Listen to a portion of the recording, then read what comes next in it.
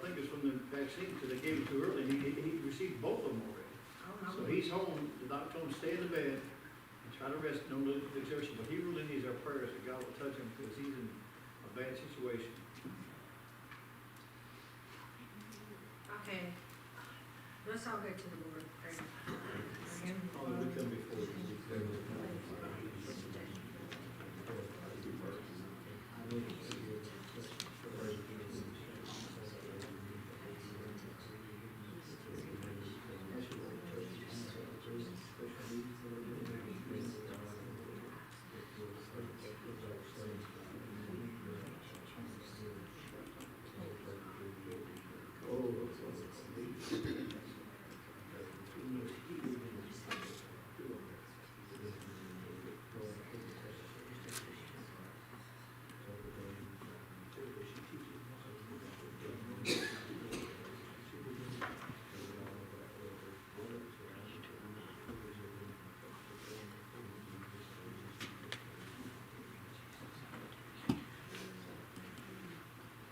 Okay, the lesson today is the war of extermination, and I'm just going to read the Sunday school lesson for the start.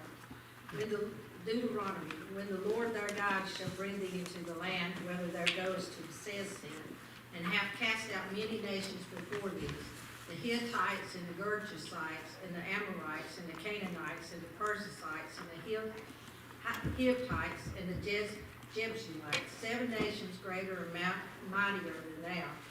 And when the Lord our God shall deliver thee before thee, thou shalt smite them and utterly destroy them. Thou shalt make no covenant with them, nor show mercy unto them. Neither shalt thou make marriages with them. Thy daughters thou shalt not give unto his son, their sons, nor his daughters shall thou take unto thy son. For they will turn away their son from following me, that they may serve other gods. So will the anger of the Lord be kindled against you and destroy thee suddenly. Joshua. And they utterly destroyed all that was in the city, both men and women, young and old, and ox and sheep and ass, with the edge of the sword. Judges. And the angel of the Lord came up from Gilgal to Boshean and said, I made you to go out of Egypt, and have brought you into the land which I swear unto your fathers. And I said, I will never break my covenant with you. And you shall make no league with the inhabitants of this land. You shall throw down their altars, but you have not obeyed my voice. Why have you done this? Wherefore I also said, I will not drive them out from before you, for they shall be as thorns in your sides, and their God shall be a snare to you. Matthew. And you shall hear of wars and rumors of war. See that you be not troubled. For all these things must come to pass, for the end is not yet. For nation shall rise against nations, and kingdom against kingdom, and there shall be famine and pestilence and earthquakes in divers places. If it be possible, as much as lieth in you, live peaceable with all men. Ephesians. Put on the whole armor of God, that you may be able to stand against the wiles of the devil. For we wrestle not against flesh and blood, but against principalities. That ain't how I say that. Against powers, against the rulers of the darkness of this world, against spiritual wickedness in high places. Okay, today we're going to talk about war as extermination. And when we think about war, they always say war is hell, literally. And we fight wars in our spiritual life, and we fight wars in our physical life, because the Bible tells us the flesh wars against the spirit, and the spirit wars against the flesh. And today our lesson is about these physical and spiritual battles. God commands us to do things that we don't understand the whys, but He has it in full control. God commanded the Israelites to invade the land of Canaan, to kill the men, women, young and old, ox, sheep, and donkeys by the edge of the sword. And we look at that and we think that's really cruel, but I'm going to go back into the historical part of it. And God's always right about stuff. There were 7 nations of God there are 7 nations God told the Hebrews to cast out and take possession of the land. These were adulterous inhabitants of Canaan they were steep in sexual immorality, and they needed to preserve their own self-preservation. He told them to tear down the altars, don't make covenants, or don't intermingle with them. I mean, he was telling them, he said, no marriages between their daughters and your sons, because they would turn away from the true God. Did they follow his advice? They didn't completely destroy the Canaanites. They destroyed a lot of them. But they became, as we read in the scripture, they became thorns in the side, in Israel's side. God is, the Bible was full of mercy and grace, but God is also a God of justice when evil goes unchecked and unpunished. And we know that, okay, we're going in a little bit of history, and then we're going to go back a little bit more. Jericho was the first battle that they fought after they got into the land of Canaan. And we know the story of Rahab, and I'm not going to go into the story, but I want to tell you what she said. She was saved because she protected the two spies. And she told the two spies that the people was faint because of what your Lord had done on the other side of Canaan and the miracles. And she said, I know the Lord has given you the land, and your terror is falling upon us. So she was telling them how the people was feeling at that time, because they were scared because of what the Lord had done. And I was thinking about that, and you know, sometimes sinners are more afraid than what we have more faith for. And then sometimes sinners think, they know that God does these miracles and will do miracles more than Christians does sometimes. The heart of the people of Canaan had melted, and there was no courage remained. Rahab knew that it is God in the heaven above, and instead of looking at this area that she lived in, she wanted to save her family, and they received the protection of God for her obedience. And we go more into the history of it, and I was trying to look at how many years went from one, like Noah to Abraham, and I couldn't really find it, but we go more, where did the Canaanites come from?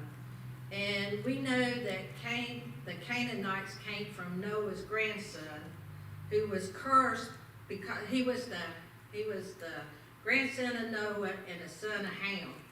And we know he was cursed if you go read back in the Bible, because what he did. And Noah told him, he cursed him, that he would be a servant of servants because of his disobedience. The Hebrews and Canaanites had a history over hundreds and hundreds of years.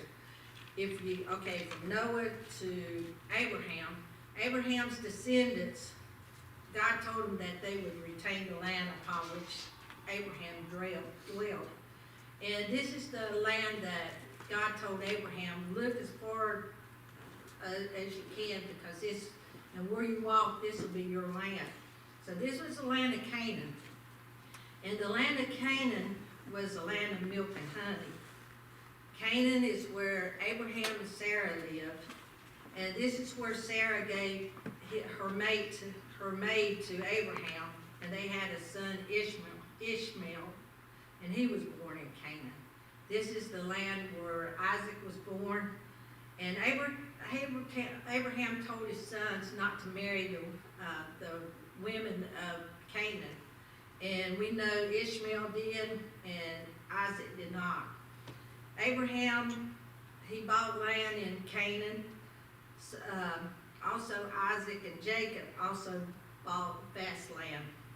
And it was called the land of Hebrews. And Jacob's 12 sons was born in Canaan. And then we learned that Abraham, Sarah, Rebekah, Leah, and Israel were all buried in Canaan. And you go forward into the history, David and Solomon, they possessed the land. And then you go further into the future, but our history, and we know the New Testament talks about a Canaanite woman. So there's a lot of history there, from Noah to Abraham to Joshua to David to Solomon and even in the New Testament. So there's a lot of history there. We know that there was a famine in the land, and we know the Hebrews left the land of Canaan and went into the land of Egypt. And they was in the land of Egypt for 430 years before they returned to the land of Canaan. And you think, well, what was going on in the land of Canaan these 430 years that the Lord told the Hebrews to destroy that, and everyone would be destroyed? And they was desperately wicked people whose sins has met its full measure. There was moral deprivation of all kinds of idolatry cults. There's adultery, there was temple prostitution, there was violence, there was homosexuality, there was sacrifice and burning the children as sacrifice. There was occult and witchcraft and be still. I can't say it now. Okay, they even had animals that they messed with. God's mercy gave way to judgment. The land was defiled and polluted, and they served the god Balaam, and they had drinking orgies. So everything's sexually immoral, and this is the reason why God told them to destroy it, because they were steep in these sins. The animals was defiled, the children was defiled, the women was defiled, and the men was defiled. And we learn that history, if you read a lot of history, which I love to read history, you learn that human nature does not change without the Lord. And we think Canaan was bad, but I was reading the other day, it was a Jerusalem article, and they was talking about the United States. And I think all this statistics, I don't know how they get all these statistics, but they said that I think this was around 2016. And I looked up this morning, well, how many people's in the United States? And we have a population of 332,278,200. And I was thinking, I thought we had more than that, but that was the last statistic. Yeah, thank you.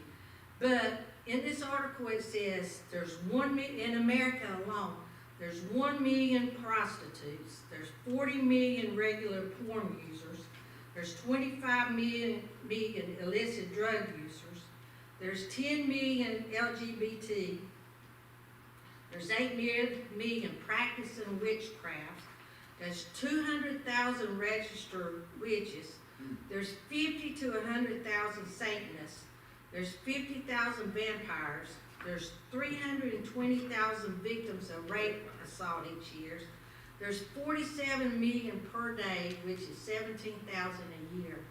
There's one child abuse every 10 seconds and missing children every 40 seconds.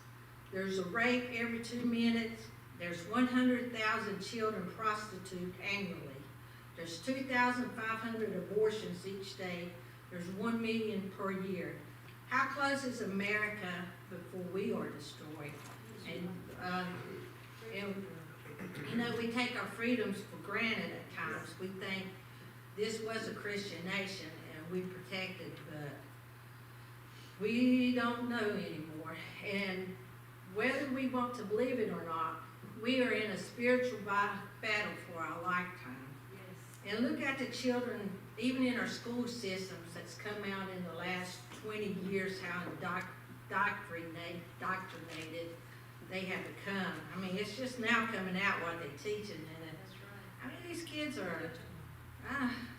are learning so much stuff, and America, socialism. I mean, they're learning all kind of stuff that it's getting bad, and we must fight for the very souls of our family and our nation. Yeah. And you know, I love history. I love World War II history a lot, and I watch a lot of war movies, a lot of documentaries on World War II, and I have no idea what our men and our women had to endure in battle. But when I watch this stuff, I get a sense of a little bit of it. And I wanna tell you one thing about this movie, and then I wanna put it in the spiritual sense. But I have been praying for the last 2 weeks, and the Lord gave me it's a story, and I'm gonna read it in a few minutes, of a spiritual battle. We know we in this physical battle, and we know we in this spiritual battle. And I believe with all my heart that we in a battle of our lifetime, that we have never seen the things that we're seeing now, and it's up to us as Christians to win this battle. But in this movie, in one scene of a movie, a commander was training his troops. He was training them real hard for battle because he didn't have a lot of time, and the war was going really strong at this time. And this is the true story. And he woke him up at 4 o'clock in the morning for a long run. And they had to line up and stand at attention. Well, these soldiers, they was tired, they was ornery, and they didn't want to do this. And one soldier yelled out that all he wanted to do was slap some Japs. And the commander said that he got right in his face and he said, "Is that what the enemy is to you?" He went on to say, You gotta think about this. He said, "I want to tell you about the Japs I know that you just want to slap them." He said, "They are seasoned soldiers. They are combat warriors. They expert in wars. They can eat dirty rice and drink muddy water for weeks that you could not live on. Japs don't care if he gets killed as long as he kills you. Respect that desire to put you and your buddies in an early grave." And I wrote this story about the spiritual warfare, and when I was doing this and putting it together, I had scraps of paper, because when something come to my mind, I had to write it down. So I was trying to find a pencil and piece of paper, so I was writing it on everything. So when I put it together, I would wake up at night and I'd get up and write. And one night I had my paper and pencil there, and I just laying there and I just wrote it in the dark, laying down. So I'm going to read you the story, and I really believe this is what the Lord gave me. And the name of the story is "A Spiritual Soldier in God's Army." We are at war, and I was mad. I was seeing what the enemy had been doing to my family, and marriages and sickness on my loved ones, our homes, our communities, and our nation. They had taken capture of women, men, children, and the elderly, the ones I love, and I was going to join the army of God and kill the enemy, and that was all I could think about. We were in a spiritual warfare, and I needed to prepare myself. I wanted to pay back what the enemy had taken. I thought I was ready for battle. I had been reading my Bible, praying and fasting. I could remember some scripture, and I could say a pretty nice prayer, but I was in for a rude awakening. I enlisted in the army of God. It was a deep-seated in my mind, and that was the only thing I could think about, was to kill the enemy, and that was my main goal. I went to boot camp and met my commander, who was to lead us into battle someday. He was hard on us, making us climb over walls, running up a hill and then running down a hill, going around obstacle course, learning to shoot, and we all thought it was pretty tough until he showed us the armor of God we were to take into battle. Our commander told us we was to take the whole armor and wear it: the helmet of salvation, the belt of truth, the breastplate of righteousness, the gospel of peace, the shield of faith, and the sword of the Spirit. We were not to take off any of it, because the armor would protect us from battles we were to endure. We started training with this armor on, and you're talking about heavy and bulky. It was hard to move around obstacles, run or climb, and our commander was not easy on us, because he told us this would protect us and help us fight the enemy. That is what I heard. If I need it, I would wear it, because if it would help me kill the enemy, this is what I would do. One day we had trained so hard, I went to sleep, and the next thing I knew, the lights came on. The commander came into the room, and yeah, we were going to run 10 miles this morning. And I looked, and it was 4 a.m. I got up, stood at attention. I thought to myself, does it never ease up? And I thought I would have to do this to kill the enemy, but I must have said it out loud. The next thing I knew was my commander was in my face, and he yelled, "What did you say?" I said as loud as I could muster enough the strength, "I want to kill the enemy, sir." He looked at me with a sad but tough look on his face and said, "Don't ever underestimate the enemies, for their only purpose is to kill, steal, and destroy your very being and everyone around you. You see, they have been around thousands of years, and they know every trick from the pits of hell. They are strong, and they never sleep or give up until you defeat them. You must be stronger in the word, fast, pray, and be on your guard at all times. They'll take your weaknesses and use it for their strength against you. They are subtle, conniving, and seek to devour your very soul. They know how to entice you and laugh when they destroy you. They know how to discern your emotions, your lust, your pride, and they know how to bring you down when you are left alone without the lookout of your commander. Brothers and sisters, you must stay alert at all times." I thought on this, and I worked, I prayed, I fasted, and studied the Word of God harder than I knew I would have to have the strength and stamina to fight the enemy. Our commander told us, "Do not show mercy and never intermingle with him." We kept on training, and after a while we were told we were going into the battlefield to fight, and I thought, I am ready. Our commander told us we were to destroy our enemies and take their stronghold. They had taken our people captive, and we were to save as many as we could. He said that it has been a bad battle, and many were getting slaughtered. As we got closer and closer to the battlefield, I tried to keep my mind on everything I had been taught. When we got to the battlefield, the enemy had the higher ground, and bullets and every weapon was coming against us. I looked around quickly and saw the destructions. My fellow soldiers were falling. Some were trying to get back up. Some was already dead, never to rise again. Some was wounded and crying out to God. And some was trying to run back to so-called safety, crying out for themselves, never to see their prayers answered because of giving up too soon. Some pushed forward, going after their loved ones, no matter what, because they had made up minds to stay close to their commander, going into the pits of hell to take back what the enemy had taken from them. I took off running toward the hill thinking, I can make it, and realized the armor we were trained in was for our protection and to fight for ours and others' very soul. As the bullets was passing all around me, I fell hard, face forward onto the battlefield, and lay there thinking, I can't do this, and I don't want to do this anymore. Hanging my head as close to the ground as I could, laying there closing my eyes and ears to the cry of the hurting and wounded.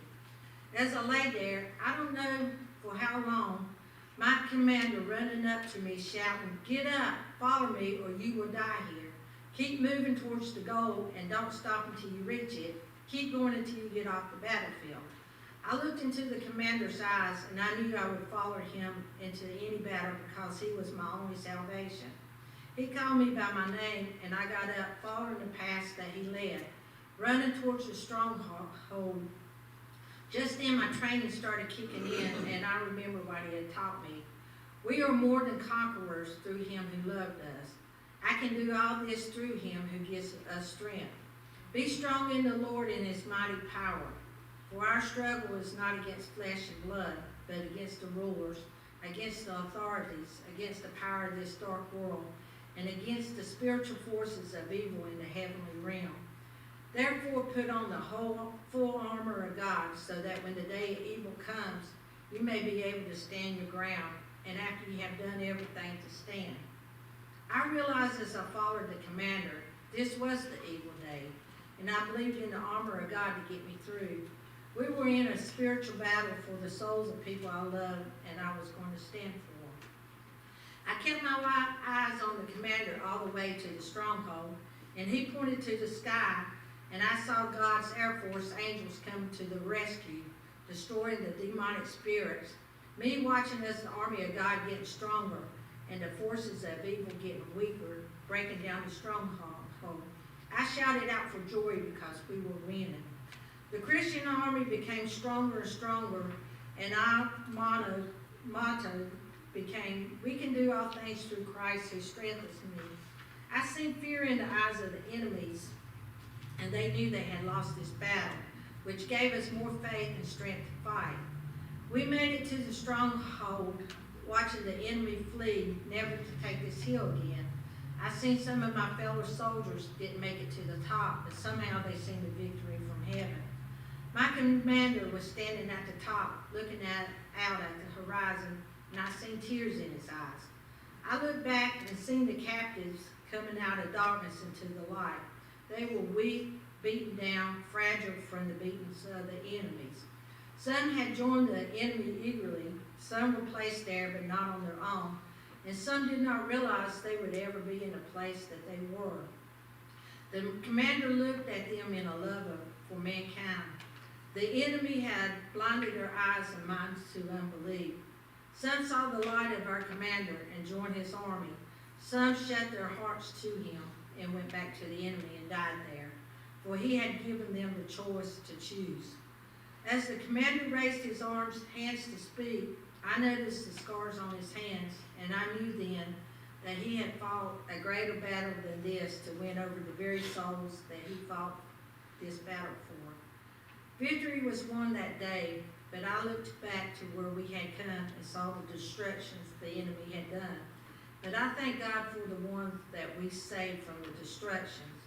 The enemy was afraid of God's mighty army that we had become, but we knew we was in for greater battles because they did not have much time left because the war was about over. We knew that we would never give up what we had fought so hard to win. We knew if we wanted our marriage strong, our children and families saved, our healings, and our nation changing back to godly principles, we must never give up the fight or let our guard down. I didn't think we could win at first because the enemy seems to be winning every battle and we was losing territory. But then I thought, I'm looking at this in the natural.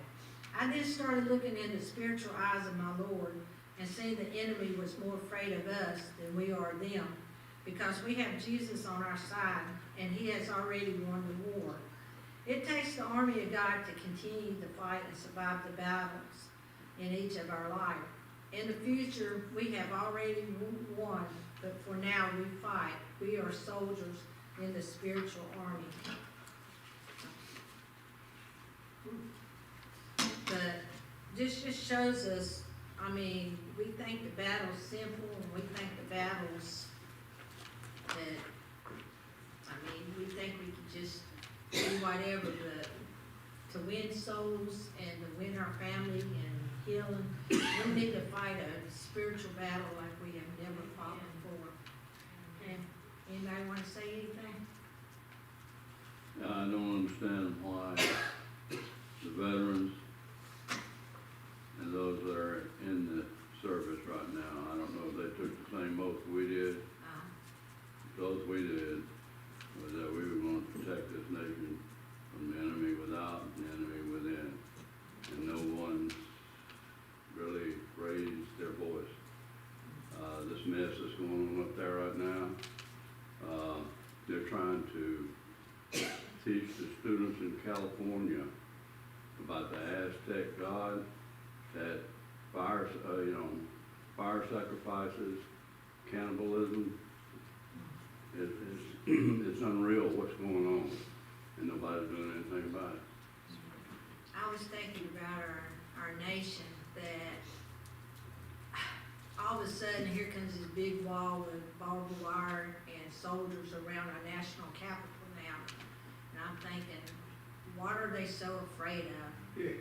And I got to thinking about this. If Christians would stand, is it because they're afraid? I mean, it's both sides. It's not just one party. It's both sides now. And I was thinking, is all this stuff up because they're afraid that people will rise up? Because if Christians ever, and our people ever, will get together and wake up, I mean, mean, we can take back our country, we can take back our families. It's, like I said, it's a spiritual battle like we have never seen before. Well, what the Democrat Christians, and I'm not saying all Democrats are bad, Yeah. but what I'm saying is they believe that what the president said about, I'm sorry, I've got brain fog. And I said, it's gotta be from the COVID, but anyway. Blame it on the COVID. Yeah, right. Everybody else is. Anyway, Why people can't do the jobs anymore. 'Cause of he's COVID. put out 4,000 soldiers to go out here and help at the places they're giving the vaccination. That to me is a sign that pretty soon you're gonna be forced to take it. Yeah, And, it just gets all over me yeah. because, I know what to do, but there's gotta be more than me. And I know I ain't much. But Everything anyway. everything I look around, we are losing the battle, but like I said, we just looking at it in the natural, we're not seeing what God said, Yeah, so. Well, and, the prophet said, it's not by might nor by power, but by spirit. And the battle we're losing is because of the prayerlessness of the saints. We pray for ourselves, but we're obligated to pray for our country, those in authority, and intercede on that, and break the yokes of bondage. And until we can't have riots and uprisings, that won't change nothing. What changes is when we hit our knees and call upon God, and then ask God to intervene. So some of the things we're seeing shall come to pass. This thing is, it's part of the prophetic end times that God has declared. I know that when Donald Trump was voted in 16, actually when the election in 15 going into 16, I went out on my back deck back there and I was thanking God because I've been begging him not to let, the other one go in because of the evilness. And I went out and I said, Lord, I thank you because I told you. And you told Abraham that there's 10 righteous, you saved Lot, and there's more than 10 righteous in America. And I want to praise you for bringing this about. And immediately, God spoke to me and said, I didn't put Donald Trump in the office of the President of the United States for America. I put him there because he's going to stand by my people, Israel. Well, like I've said in this pulpit many times before the election, if the other administration comes in, they will turn against Israel. Over 50 days before they made the first phone call to Israel, our greatest ally. And it's because it's the will of God. It's the prophetic things that must take place, events, in order for the spirit of Antichrist, that actual Antichrist, to rise up. And we've got to be gone. So it's expediting the rapture. So even though it looks discouraging, we ought to be excited because this thing's fixing to wrap up quicker than we can imagine.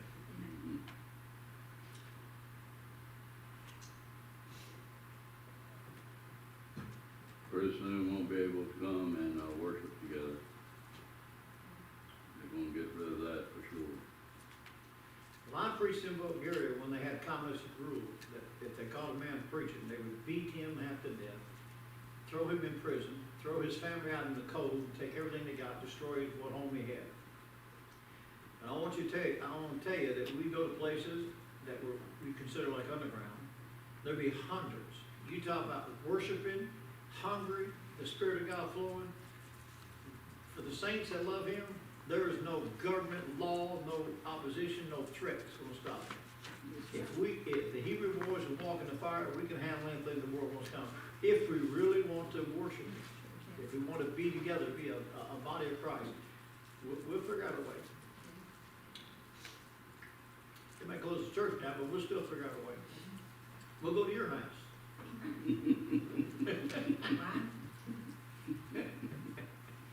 Just call me first, I gotta spray it, cause it belongs. I ain't understanding sometimes. Right. We gotta spray it. Yes.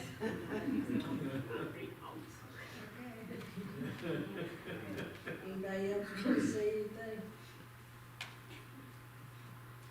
Okay.